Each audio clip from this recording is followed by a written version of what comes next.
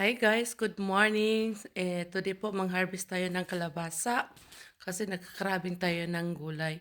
So mag-harvest ako ng kalabasa at kalamansi. So let's go, samahan niyo ako. Yan po ang aking kalamansi guys, hinog na. Ang dami nang nag-start na manghinog lahat. So balikan lang natin yan. Yan po. Ang dami. Oh guys. Oh yan. Ang daming bunga, maliit lang na puno yan.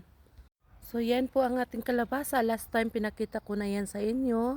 Medyo maliit pa noon, pero ngayon malaki na siya guys. So kukunin na natin.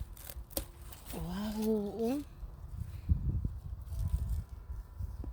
Dito naman tayo sa kalamansi. Kukuha lang tayo ng uh, kunti kasi kailangan fresh ang ating kalamansi guys.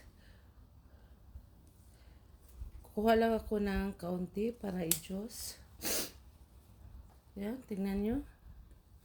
Ang daming bunga ngayon. So, yan po ang ating na-harvest sa garden, kalabasa. Tapos, kumuha lang ako ng kalamansi, konti lang kasi para sa akin. May ubo kasi ako guys. Gagawin ko yan ng juice. So, meron akong orange or clementine mandarin. Tingnan nyo guys, ang dami. So, may kaki fruits.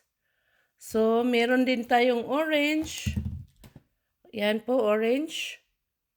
At saka banana. Konti lang pong banana guys kasi last time pa yan. So, yan po ang ating pagkain for today. So, ito po guys yung gagawin ko ng juice. Kasi medyo meron pa po akong ubo ngayon. Hindi pa po ako gumagaling. Pero wala na akong fever, wala na akong headache. So, ito na lang para sa aking ubo. Tapos magugulay ako kasi nagda-diet ako ngayon. So, ito po kalabasa. Ang dami pong, galing po ito sa garden guys, nag-iisa lang po to. Tapos mayroon po akong binili na, yan, orange, mandarin. Yan po guys.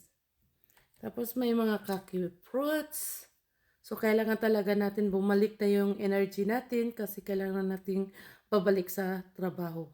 So, thank you for watching guys and God bless on happy Thursday. Happy tumadayong kalag-kalag. So, sana magkaroon tayo ng Biko. Baka naman may sponsor dyan. So, bye-bye guys and God bless everyone.